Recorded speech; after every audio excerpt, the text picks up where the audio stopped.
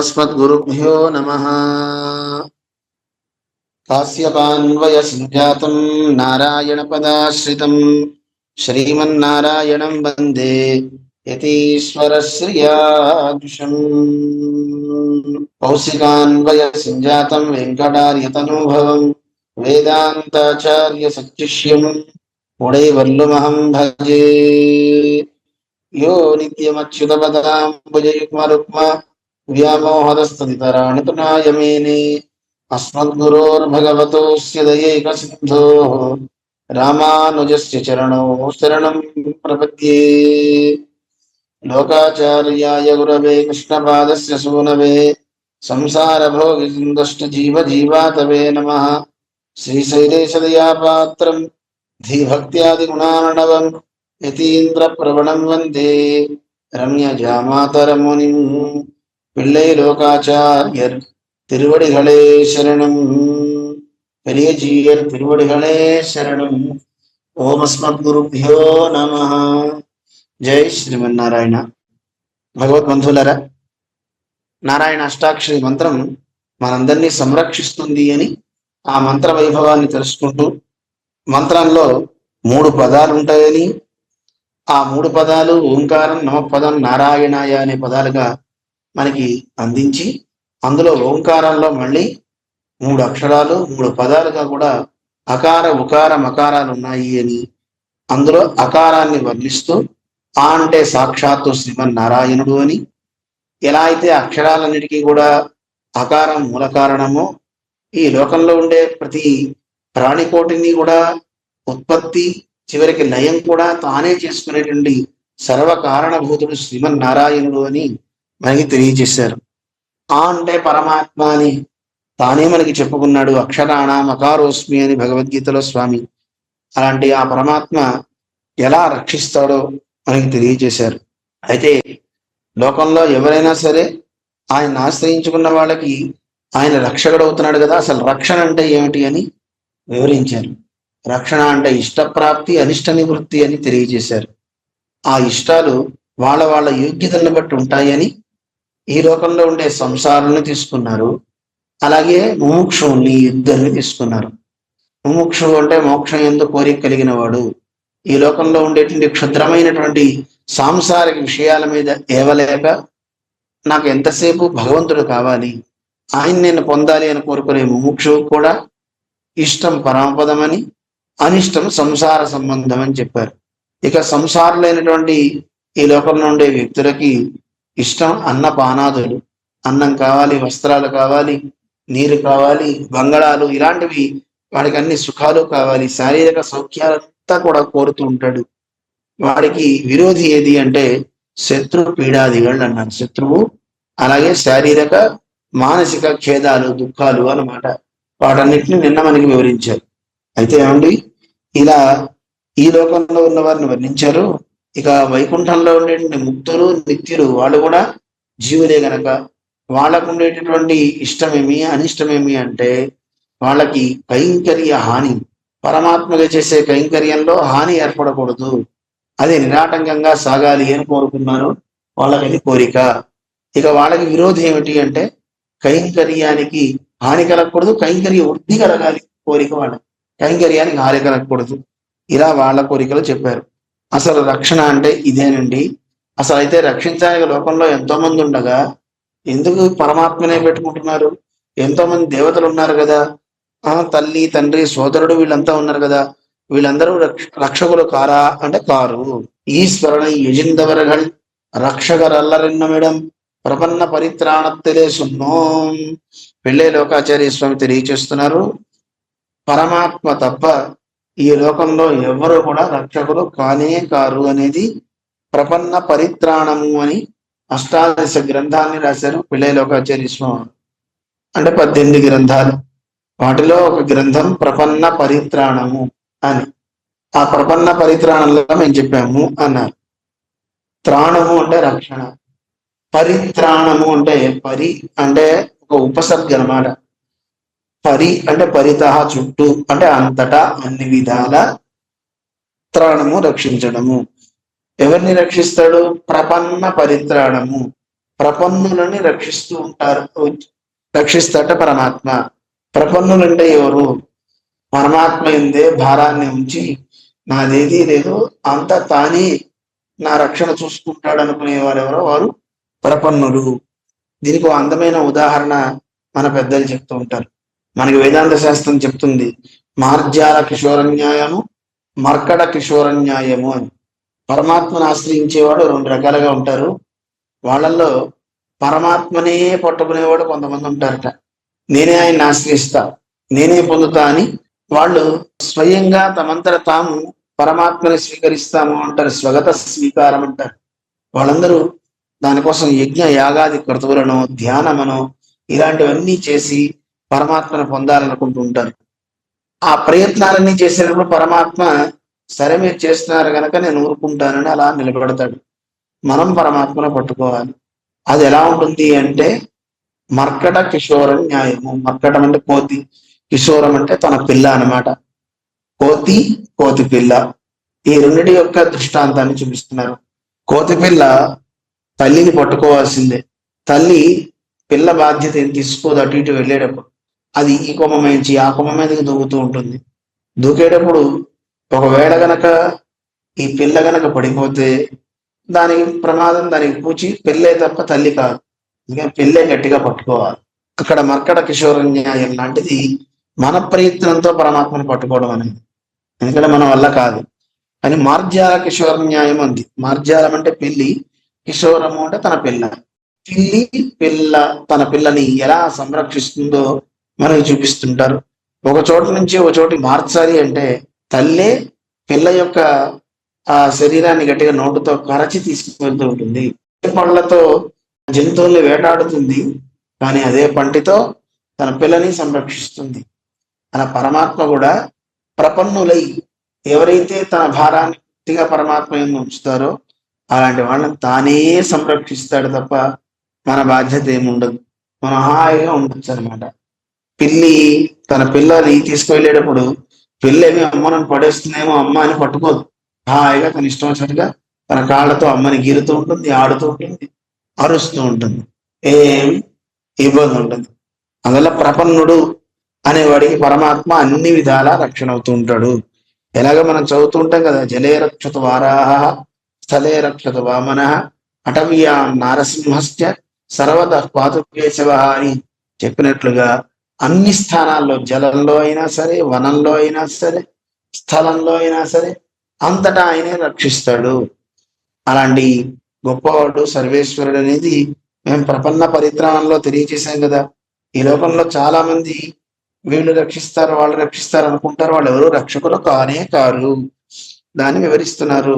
అదావదు నిరుపాధిక బంధువాయ్ సర్వకాలం కైవిడాదే నోక్కి కొండుపోరు సర్వేశ్వర యుజింద ఔపాధిక బంధుగడాన మాతాపిత్రాదిగడు అర్వాచీనరాన దేవతాంతరగడు రక్షకరల్లరన్న madam సహేతుకుమాగ ప్రపన్న పరిత్రాణ మిన్గిర ప్రబంధతిలే సున్నో. ఎంత అందంగా చెప్తున్నారు. నిరుపాధిక బంధువు పరమాత్మ. ఏ ఉపాధి లేదు.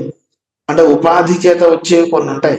ఈ లోకంలో ఒక వ్యక్తిని మనం సంకేతంతో పిలుస్తున్నాం, వాడికి ఉపాధి చేత కొన్ని పేర్లు వస్తున్నాయి. పూలమ్మే అబ్బాయి అండి అంటున్నారు. ఎందుకు వచ్చింది ఆ పేరు? పూల సంబంధం వల్ల.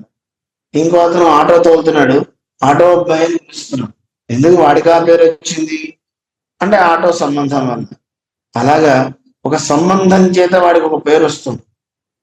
తండ్రి అని ఒక ఆయన్ని పిలుస్తున్నాం అంటే వాడికి ఒక కుమారుడు పుట్టాడు, పుట్టడం వల్ల సంబంధం ఏర్పడింది. కానీ సహజ సంబంధం ఉంది మనకి పరమాత్మకి. నిరుపాధిక ఏ ఉపాధి లేదు.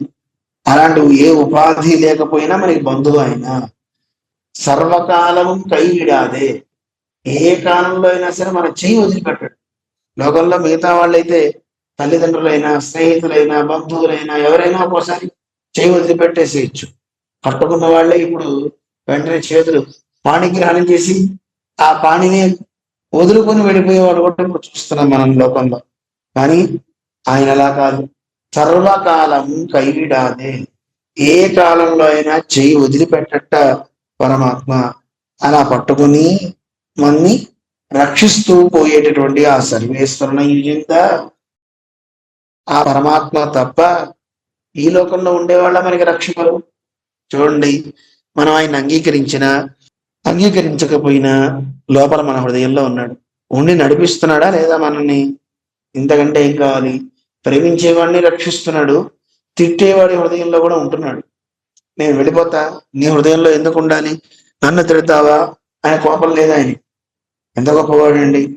అంగీకరించకపోయినా ఆయన మన హృదయంలో ఉంటాడు. అంగీకరించావా? దానంత గొప్పతనం ఇంకొట్టేది. ఏన చేత వివాదస్తే మా గంగా మా కురుంగమ అంటుంది శాస్త్రం.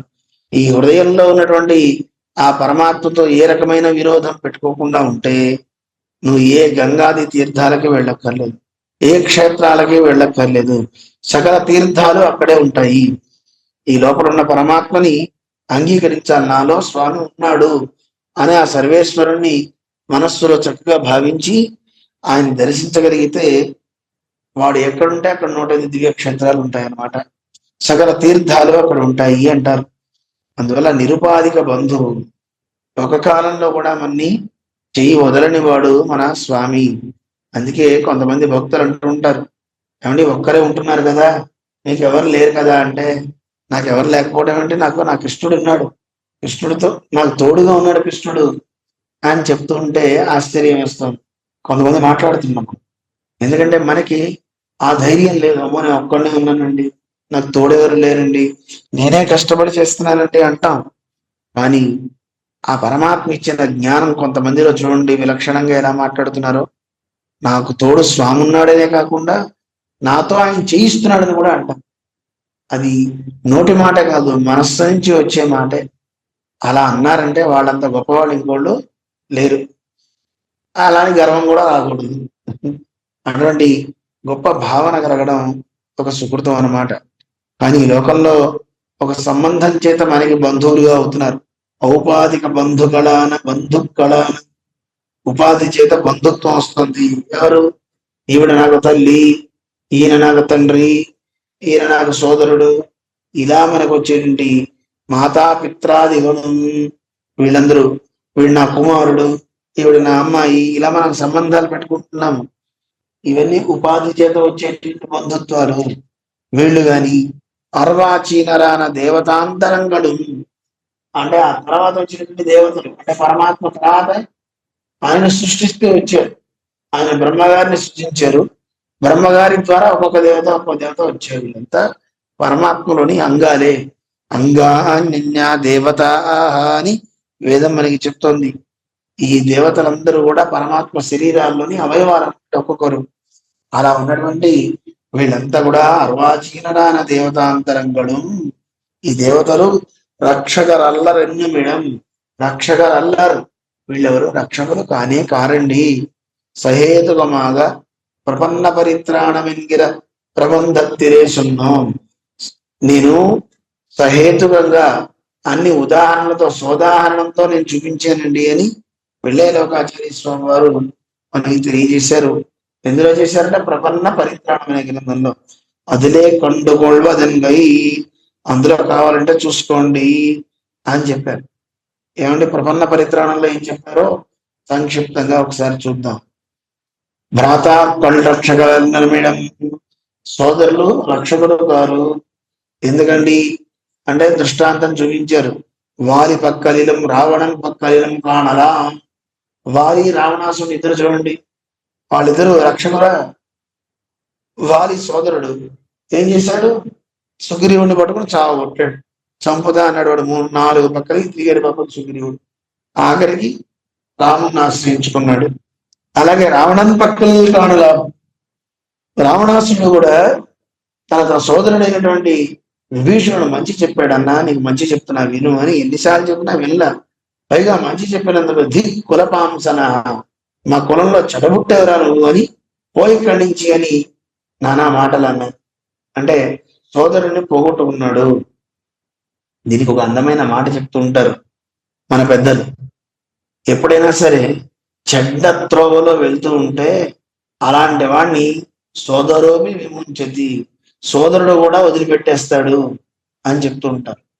మంచి త్రోవలో ఉండమని చెప్తే వదిలిపెట్టేసిన వాడు వీడు రావణాసు. అన్నా ఇది మంచిది కాదు, నేను చెప్తున్నా విను. సీతమ్మని రాముడికి ఇచ్చేద్దాం, మన లంక బాగుంటుంది. కాళరాత్రి తాంగద్ది, ఆవిడ కాళరాత్రి, నేను చెప్తున్నా విను, మన లంక మొత్తం కూడా వినాశనం అవుతుంది, వద్దు అని చెప్పాడు మనకి స్వామి. అందువల్ల అటువంటి గొప్ప వైభవం మనకి కనపడుతుంది అన్నమాట.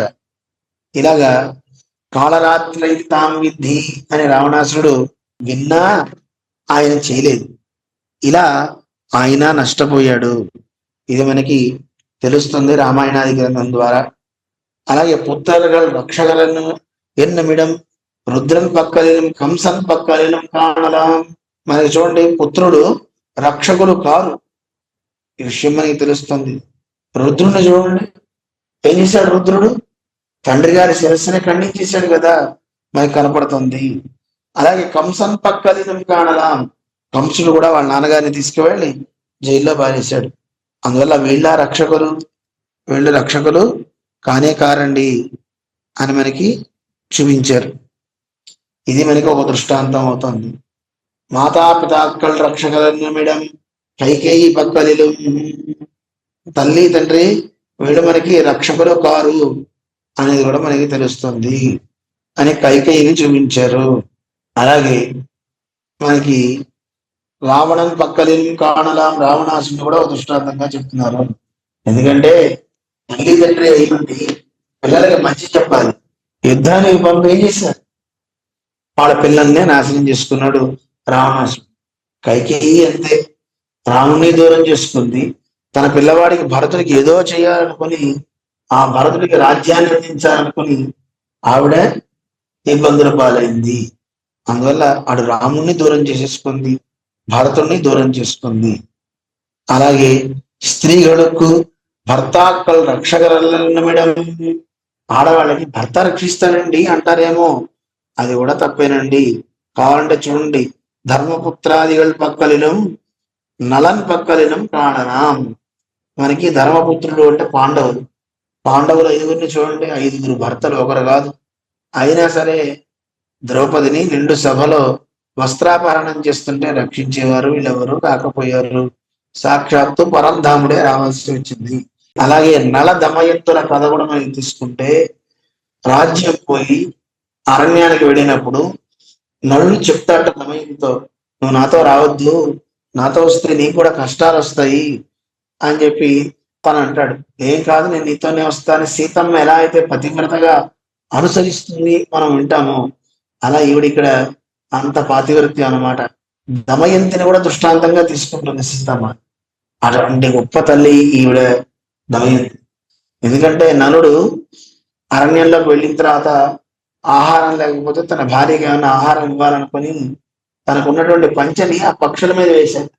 అక్కడ పక్షులు ఉంటాయి, ఆ పక్షులన్నీ పంచతో సహా తీసుకుని ఎగిరిపోయినాయి. పాపం కట్టుకోవడానికి పంచ కూడా లేదు. అయ్యో ఇలాంటి దుస్థితి కలిగిందే అని ఆ రాత్రి నిద్ర సమయంలో ఆవిడకున్నటువంటి చీర చిగుని సగం తీసుకుని కట్టుకున్నాడు కదా, ఆవిడని వదిలిపెట్టేసి వెళ్ళిపోతాడు. ఎందుకంటే కనీసం నాతో ఉంటే ఈవిడికి దుర్భరమైన కష్టాలు వస్తాయి, నేను వెళ్ళిపోతే ఈవిడ ఇంటికి వెళ్ళిపోతుంది, ఆవిడ సుఖంగా ఉంటుంది అని నలుడు ఆవిడ వదిలి వెళ్ళిపోతాడు. అరణ్యాలలో వదిలి వెళ్ళొచ్చినా నువ్వే నాకు రక్షకుడివి అని చెప్పొచ్చినప్పుడు అలా వెళ్ళకూడదు కదా, అలా వెళ్ళిపోయాడు నలుడు. చూడండి, మీరు చూస్తే మీకే తెలుస్తుంది.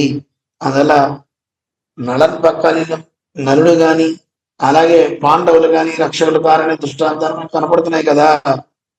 అందువల్ల ఆడవాళ్ళకి కూడా రక్షకుడు ఎవరు? పరమాత్మే. ద్రౌపదిని రక్షించాడు కదా. ఇవరగల్ రక్షకర్ అల్లరేయాగిరు నాటార్కి కణ్ కాట్టియాయి పోరుగిర చంద్రాదిత్యர்கள் రక్షకరాగ కురయన్నే. సరే అండి, వీళ్ళంతా రక్షకులు కాదంటున్నారు, బానే ఉంది. వారందరికీ మన కళ్ళకు కనబడే సూర్యచంద్రుడు ఉన్నారు కదా, వాళ్ళు రక్షకులు కారా అంటే వాళ్ళు కూడా అంతేనండి. వాళ్ళు పరమాత్మ యొక్క ఆజ్ఞకి భయపడుతూ పనిచేస్తారని వేదమే మనకి చెప్తుంది. అంటే భీషాస్మాత్పవతే భీషోదేతి సూర్య అని వేదం చెప్తుంది.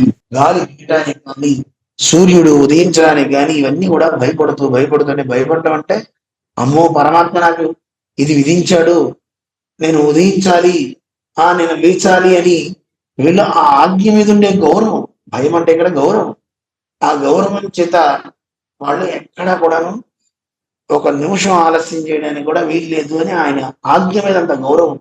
అందువల్ల భయపడుతూ ఉంటారు. నేను ఎట్టి పరిస్థితుల్లో పరమాత్మ యొక్క ఆజ్ఞని మీరకూడదు అని వాళ్ళు అలా చేస్తూ ఉంటారు.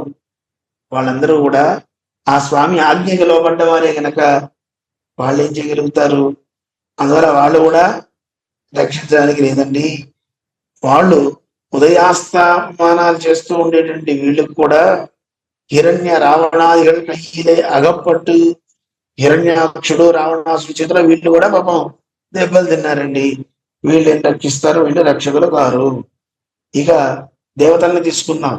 త్రైలోక్య దుఃఖం ఈశ్వరనాన ఇంద్రను, మూడు లోకాలకి నేనే ఈశ్వరుని అన్నట్టుగా ఫోజు కొడతాట ఇంద్రుడు. ఆయన ఎప్పుడు చూసినా నా పదము ఎప్పోదుం వజముగిరదో ఎన్నో అంజి, నా పదవి ఎప్పుడు పోతుందో అని భయంట ఆయనకి. ఎందుకు? ఎవడొస్తాడో, ఏ రావణాసుడు వస్తాడో ఎవడొస్తాడో అని భయపడుతూ ఉంటాడు ఇంద్రుడు. ఆయన మనకి రక్షకుడు. అంతేకాదు శాపోపహతనాయి బ్రహ్మహత్యాలే అభిభూతనాయి ఇంద్రయత్తిన కయ్యలే అగప్పట్టు కట్టుండే.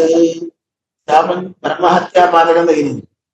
దానికి ఒక అద్భుతమైనటువంటి ఐతిహ్యం చెప్తారు. ఒక్క గురువుని కాదనుకున్నందువల్ల ఎంతో బ్రహ్మహత్యా పాతకం తగిలింది ఇంద్రుడికి. బృహస్పతి వచ్చాడు. వచ్చినప్పుడు నిండు సభలో గురువు గారు కనపడినప్పుడు లేచి నిలబడాలి. కానీ అలాగే గర్వంతో మత్తెక్కి కూర్చున్నాడు. అలా కూర్చోవడం వల్ల ఏమైంది? గురువు గారు వెళ్ళిపోయారు. అయ్యో గురువు వెళ్ళిపోయాడే ఎలాగా అని చెప్పి మళ్ళీ బ్రహ్మగారిని అడిగితే, విశ్వరూపుడు అనే ఆయన్ని, 3 శిరస్సులు కలిగిన ఆయన్ని గురువుగా స్వీకరించమని చెప్పాడు. ఆయన్ని గురువుగా పెట్టుకున్నాడు. పెట్టుకున్న తర్వాత ఆయన సొంత సోదరుడే అవుతాడు. వీళ్ళంతా సోదరుడే. ఆయన వీళ్ళందరికీ దేవతలకి హవిస్సుని ఇస్తున్నాడు. మరి అసురులకు కూడా వీళ్ళు బంధువులే గనక అసురులకు కూడా ఆహుతులు ఇస్తున్నట్ట. అది తెలిసి ఇంద్రుడు వచ్చి శిరస్సును ఖండించేసాడు. మరి గురు హత్య అయింది కదా, దాంతో బ్రహ్మహత్యా పాతకం తగిలింది. ఆ బ్రహ్మహత్యా పాతకాన్ని మళ్ళీ 4గురికి పనిచేశాడు. సరే, ఆ కథ తర్వాత ఇప్పుడు అటు తర్వాత మళ్ళీ ఇంకో గురువుని ఆశ్రయించాలి. ఏం చేయాలి? ఈ లోపల త్వష్ట అని ఆయన తన కుమారుడు విశ్వరూపుడిని చంపాడు గనక త్వష్ట కోపం కలిగి హోమం చేసి, ఆ హోమంలో ఇంద్రుణ్ణి చంపే పిల్లవాడు కావాలని కోపం. సరి చేసే మంత్రలోపం వల్ల ఇంద్రుడి చేత చంపబడే పిల్లవాడు రావాలని ఆ అపస్వరం వచ్చింది. దాంతో పెద్ద రాక్షసుడు అవతరించాడు. అతనికి వృత్రాసురుడని పేరు. అతను చాలా గొప్ప విష్ణు భక్తుడు పూర్వజన్మలో. అతనితో యుద్ధం చేసిన తర్వాత అతన్ని సంహరించాడు. సంహరించడం చేత ఇతనికి బ్రహ్మహత్యా పాతకం తగిలింది. ఈసారి ఎక్కడికి తప్పించుకోవాలి? ఎలా?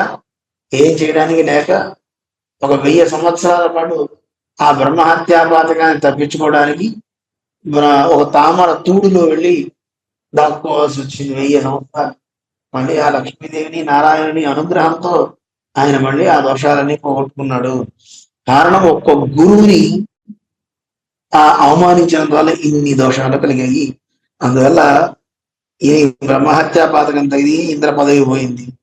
అంతేకాదు ఇంద్రజిత్తు రావణాసుడు కుమారుడు మేఘనాథుడు అంటారు. ఇంద్రుడిని గెలిచిన తర్వాత ఆయన ఇంద్రజిత్తు అయ్యాడు. అలా ఆయనే ఓడిపోయాడు. ఇంద్రుడు ఓడిపోయాడు. ఇంకా మహాబలి లాంటి వాళ్ళ చేతిలో కూడా ఐశ్వర్యాన్నంతా కూడా ఇచ్చేసుకుని ఆయన కన్నీరు మున్నీరై, ఆ కన్నుం కన్నీరుమాయ్ కழுத்துం అంటే కన్నీరు మున్నీరైపోయి అటు ఇటు తిరుగుతూ రక్షకులు ఎవరు లేక ఇబ్బంది పడ్డాడు. ఆయన మన రక్షకుడు. అందువల్ల ఇంద్రుడు కూడా రక్షకుడు కారు. ఇక బ్రహ్మదేవుని తీసుకున్నామా?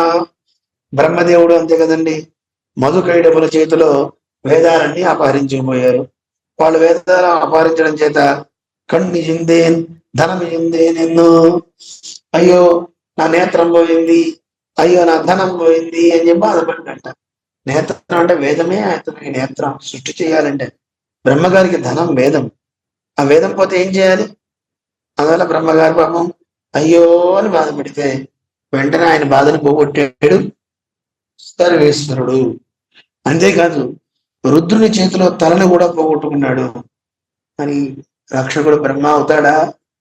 కాదు కదా. అంటే ఇన్ని దృష్టాంతాలుగా తీసుకుని దేవతలకు కూడా రక్షకుడయ్యాడు పరమాత్మ. మనం రుద్రుని తీసుకుంటే భక్త పరాధీనుడై ఎవరు తపస్సు చేస్తే వాళ్ళందరి పాపం వరాలు ఇచ్చాడు రుద్రుడు కూడా. అందులో మనం చూస్తుంటే భస్మాసుడికి వరం ఇచ్చాడు. ఇవ్వడం చేత వాడు ఆ వరాన్ని దుర్వినియోగం చేసుకొని ఆయన్నే లేకుండా చేయాలనుకున్నాడు. అప్పుడు ఆ పరమశివుని కూడా రక్షించిన వాడు నారాయణుడే. అంతేకాదు పరమశివుడు వరాన్ని ఇచ్చాడు బాణాసురుడికి, నీ రాజ్యాన్ని నిన్నో కాపాడతానని. రాజ్యానికి కాపలాదారుడుగా ఉన్న అనిరుద్ధుడని కృష్ణుడి మనవడు. ఆ బాణాసురుడు అతన్ని బంధించినప్పుడు కృష్ణుడు వచ్చి యుద్ధం చేస్తే కృష్ణుని యొక్క పరాక్రమాలకి రుద్రుడు, కుమారస్వామి వీరంతా వెనుదిరిగినట్టుగా మహాభారతాది గ్రంథాలు మనకి తెలియజేస్తున్నాయి. అందువల్ల రక్షకుడు ఇక్కడ ఎవ్వరు కానే కాదు, రక్షకుడు సాక్షాత్తు ఆ స్వామి మాత్రమే అని మనకి ఎన్నో దృష్టాంతాలతో ప్రపన్న పరిత్రాణం అనే గ్రంథంలో మనకి తెలియజేశారు. ఇది పరమాత్మ యొక్క వైభవం. అందువల్ల ఈయన తప్ప ఎవరిని మనం రక్షించేది, ఎవరికే కష్టం వచ్చినా రక్షించేది ఈయనే కదా. అందువల్ల ఈయనే మనకి రక్షకుడు, ఈశ్వరుడు, ఆ శ్రీమన్నారాయణుడు అంటారు.